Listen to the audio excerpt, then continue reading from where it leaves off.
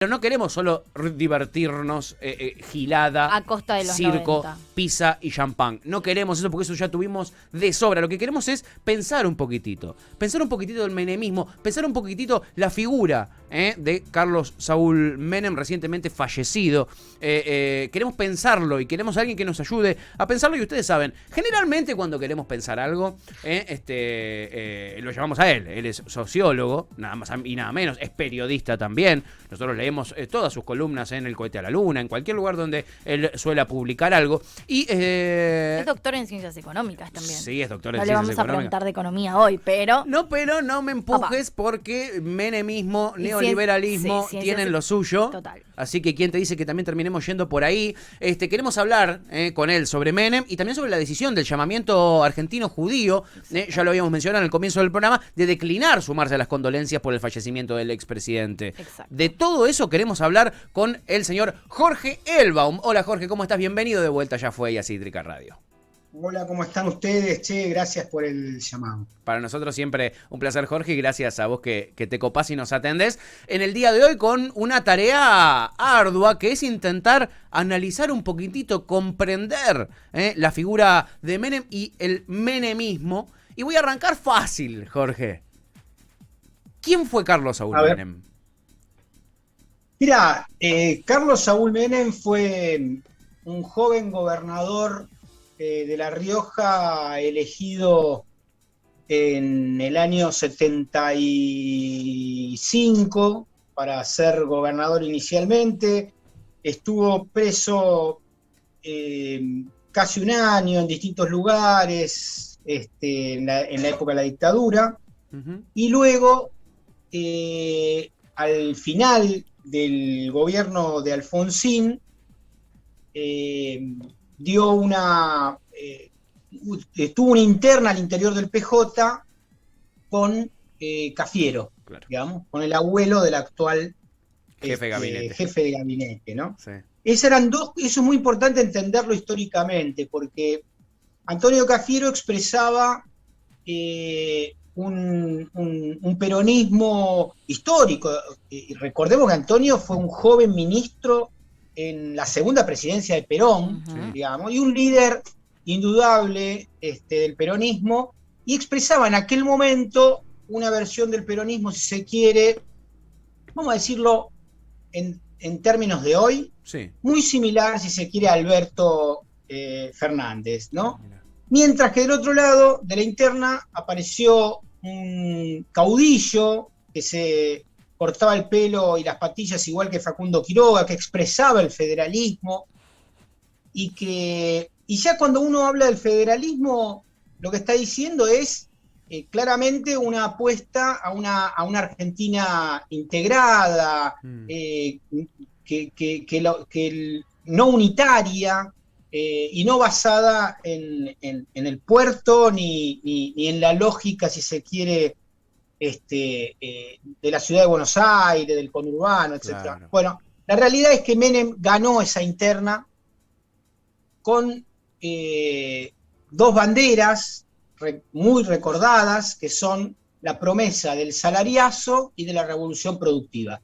Ambos compromisos políticos que expresaban la real tradición del peronismo, ¿no? Es decir, una reivindicación de la inclusión a través de más trabajo, mejoramiento del salario, y sobre todo la gran puja que hay en la historia argentina, que lamentablemente no se habla mucho de ello, uh-huh, es que es la gran puja entre un modelo de desarrollo productivo, industrial, que requiere muchos trabajadores, versus una Argentina porteña, oligárquica, primarizadora, basada en las oligarquías vacunas, agrícolas u hoy sojeras, ¿no? Uh-huh. Hago esta introducción porque si no, no se entiende nada, digamos. Claro. La realidad es que Menem traicionó todas las banderas. Primero, el compromiso asumido con sus votantes en la interna y después en las elecciones nacionales, y se volcó claramente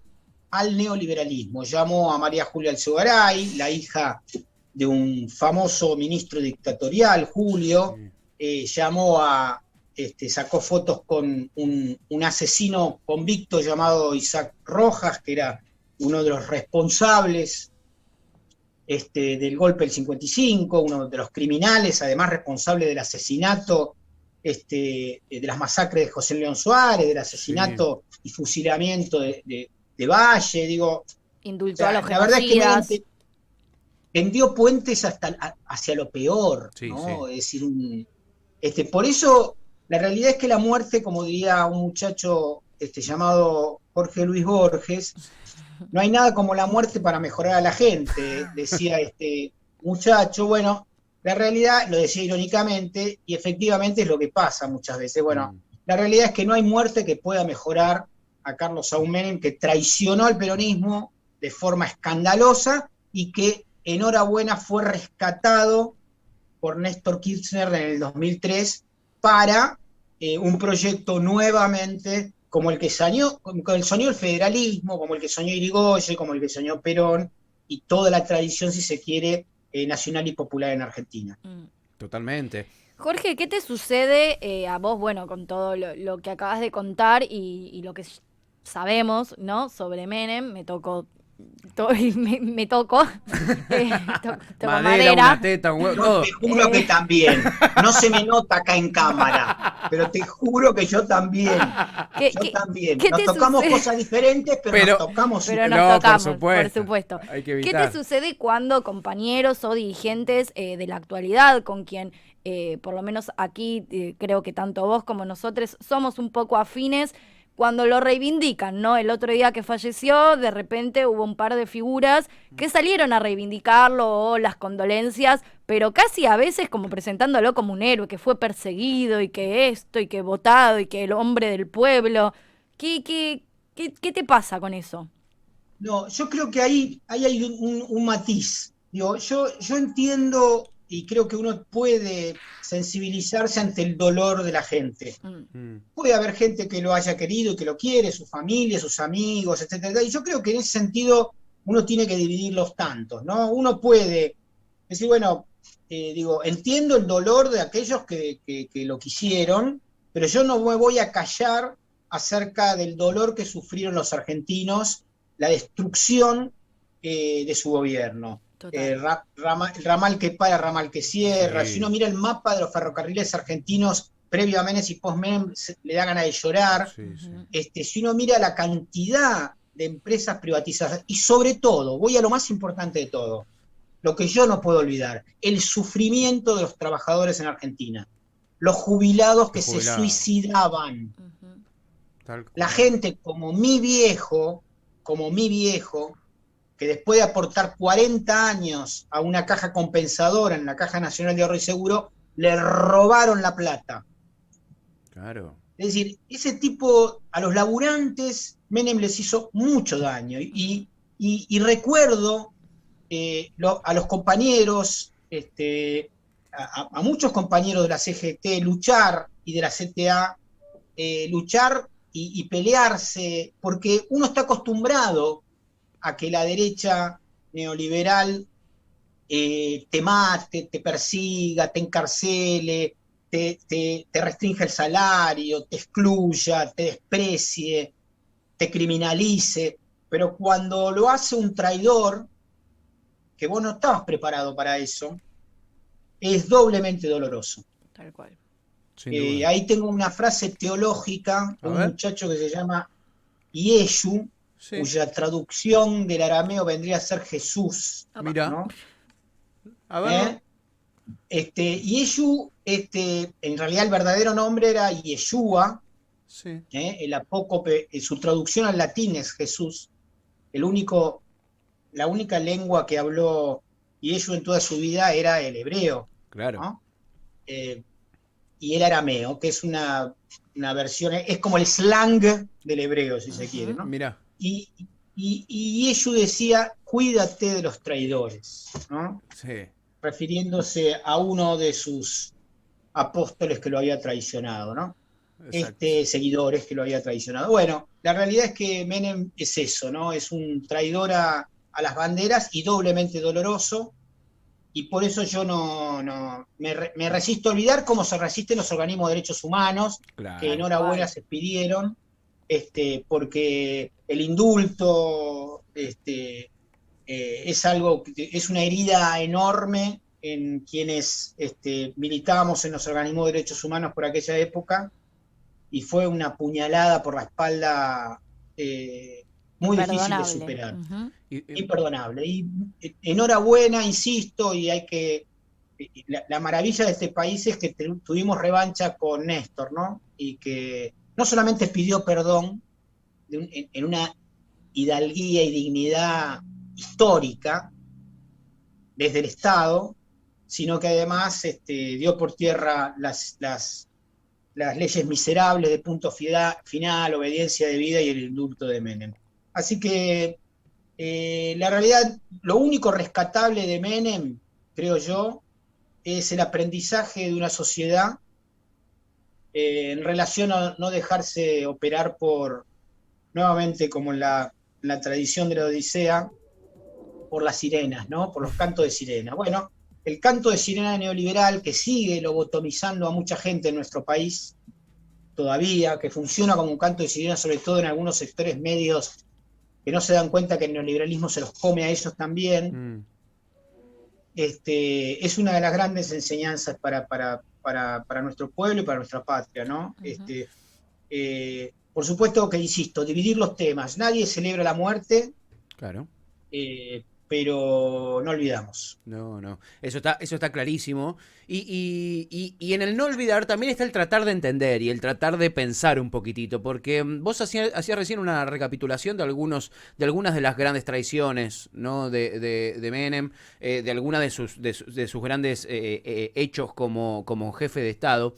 Y es insólito cómo, teniendo esos resultados, yo era pibe en los 90, yo recuerdo, hoy lo hablaba en el comienzo del programa, más allá de que después fuimos exiliados económicos con mi familia, porque no teníamos dónde carajo caernos muertos acá, nos tuvimos que ir del país. Más allá de eso, yo recuerdo durante todo el tiempo que estuve en los 90 acá, mis tíos teniendo 3 trabajos y conseguían para llegar a fin de mes, mis primos pasando todo el día saliendo a patear la calle a buscar laburo, todos los días, era una costumbre, mis primos salían a patear la calle a buscar laburo y nunca encontraban un carajo. Más allá de todo eso, el tipo gana de vuelta y después otra vez más gana, después termina bajándose ante el resultado de Néstor Kirchner, pero había vuelto a ganar, era el que más había sacado. ¿Cómo se explica eso, Jorge? ¿Cómo podemos empezar a analizarlo, aunque sea?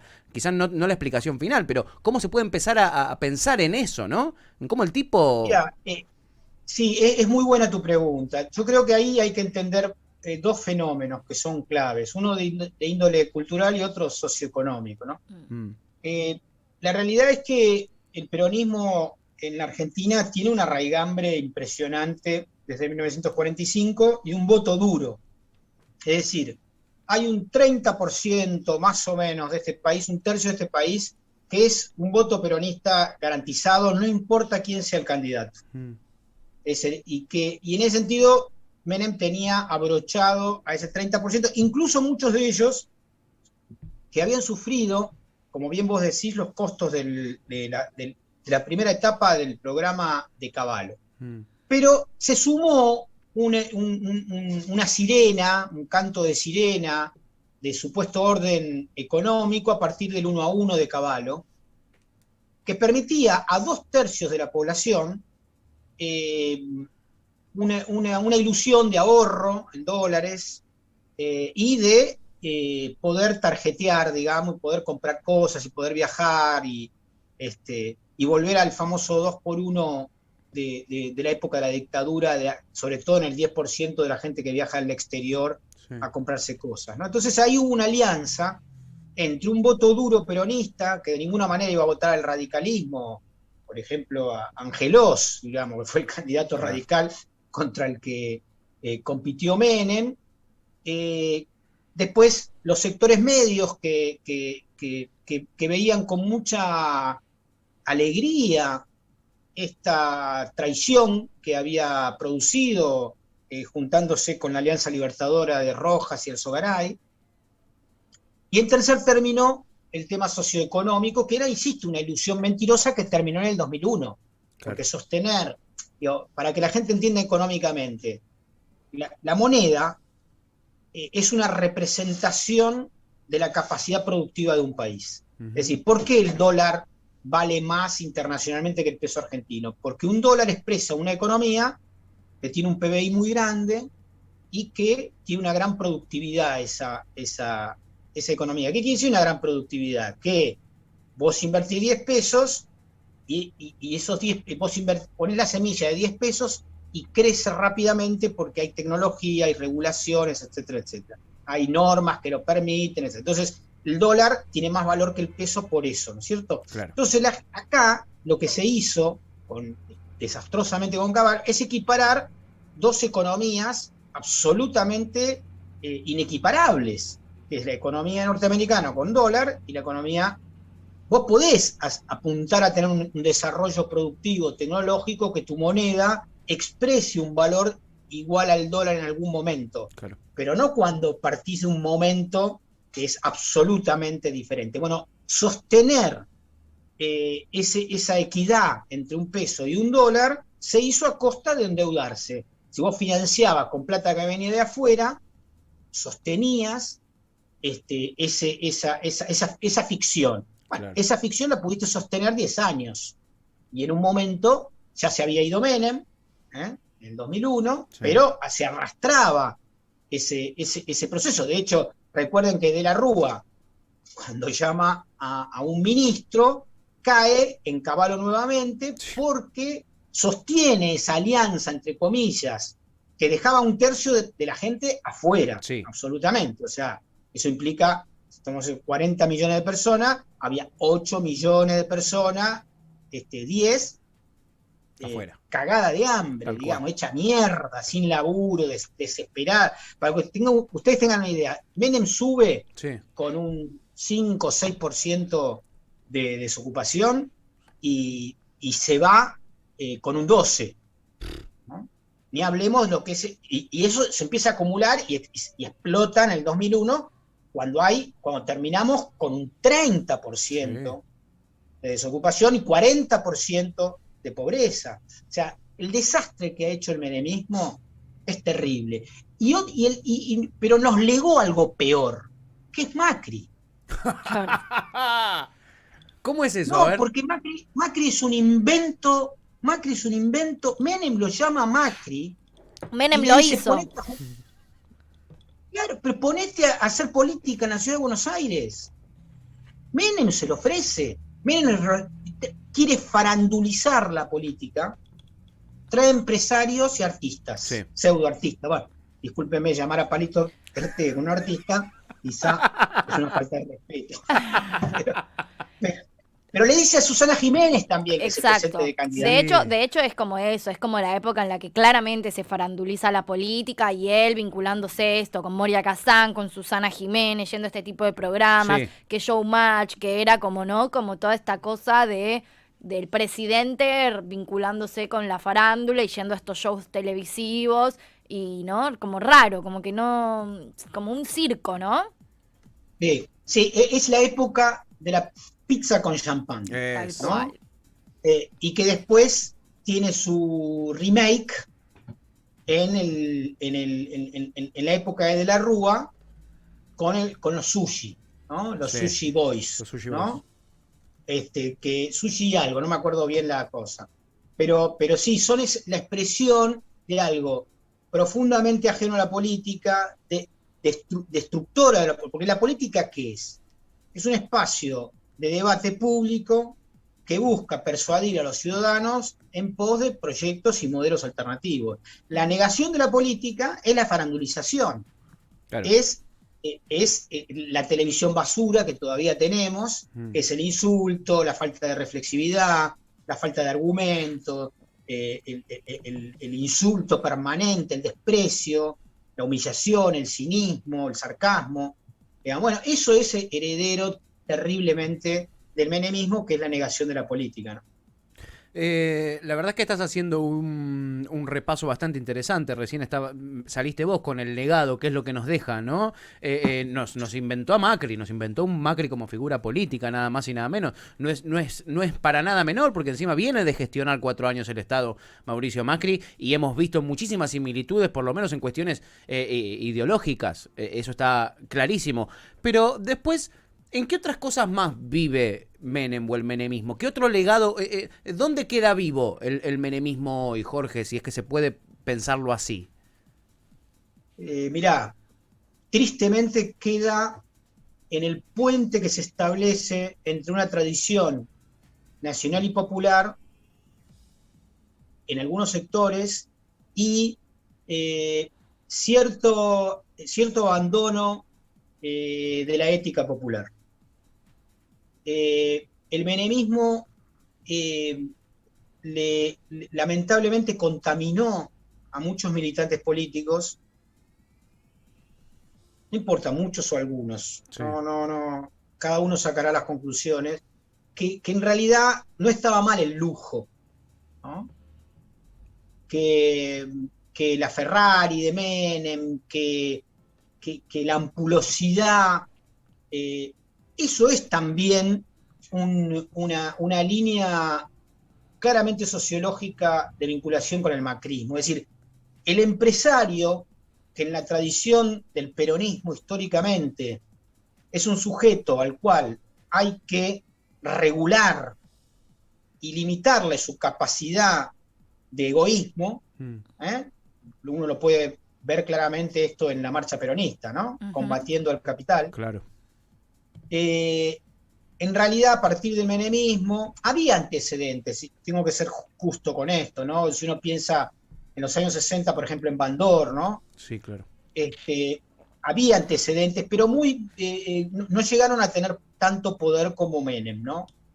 Lamentablemente, el menemismo tiene un legado que es lo que permite también el triunfo de Macri. Es decir, cuando se disuelven las diferencias entre el peronismo y la empresarialidad, vos tenés tipos que saltan como manzano de la política a ser un empresario exitoso. Sí. O ¿cómo se llama este muchacho, el del Canal 26? Ahora no me acuerdo, que era el jefe de la Cámara de Diputados. Sí, ya te digo, se me borró. Bueno. Sí, el de Telecentro. En el Telecentro, Exacto. exactamente. O sea, ese vínculo, se supone que para aquellos que somos militantes populares, la política es un ejercicio, creo yo, y sobre todo en la tradición nacional y popular más, que es la del peronismo inicial, la de la resistencia, la de los años 70, tiene que ver con un vínculo con los sectores más humildes y con una defensa de los intereses soberanos ajeno a toda mezquindad y miseria de enriquecimiento propio, ¿no? Lamentablemente, el menemismo rompe esa diferencia, y hasta el día de hoy tenemos algunos compañeros confundidos, no solamente que lo idolatran a Menem ante su muerte, pienso en alguien a quien conozco mucho, digamos, y con el cual tuve una buena relación y vengo de estar sorprendido, y digamos, sorprendido, para decirlo suave, ¿no? Como Guillermo Moreno. Claro. Digo, la gente a veces, muchas veces creo que, digamos, existe una sociología de la militancia, ¿no? La gente por espacios de poder a veces se confunde y confunde sus propios principios, ¿viste? Y creo que estos son los momentos, oportunidades también, el fallecimiento del expresidente, para no olvidar, ¿no? Porque el que olvida tiende a repetir. Muy interesante esa última reflexión. y vaya si tiene asidero Gran frase final. en lo que estamos tratando de analizar un poco con Jorge Elbaum, ¿no? Que es justamente el menemismo, ¿no? Justamente la figura de Carlos Saúl Menem, justamente su legado, lo que nos ha dejado, ¿no? ¿Qué significó su gobierno? Fue la continuidad de algo, y dejó arrastre. La verdad que siempre es muy interesante poder charlar con Jorge, un verdadero placer. Amiga, ¿tenés una pregunta para hacerle? No, acá Ian, les quería Sí. comentar que acá Ian nos consiguió, nuestro operador técnico, Sí. nos dice que Alberto Pierri es quien no recordaban. Pierri. Ahí está. Muy bien. Como para muy bien, ahí el equipo finalizar con el trabajando. dato. Muy bien, era el que nos había quedado picando. Sí. Jorge, la verdad, un placer como siempre. Disfrutamos muchísimo, no solo de poder conversar con vos cada tanto en el programa, que muy amablemente te copás, sino también de todas tus columnas. Te seguimos en las redes y vemos siempre todo lo que publicás en el Cohete a la Luna y en los diferentes portales, etcétera, donde siempre estás escribiendo. Te agradecemos un montonazo por tu tiempo y te mandamos un fuerte abrazo. Igualmente un fuerte abrazo para ustedes, gracias por la convocatoria y a disposición siempre. Muchas gracias, Gracias, Jorge. ¿Qué Jorge. más? Abrazo enorme. Un abrazo. Gracias. Un gustazo que nos hemos dado en el día de hoy, que bastante seguido nos podemos dar, que cada vez que placer. conversamos con él, con Jorge Elbaum. Es doctor en ciencias económicas, es periodista, es sociólogo. Quien pudiera. Quien pudiera tener todos esos títulos, ¿no? Todo ese palmarés.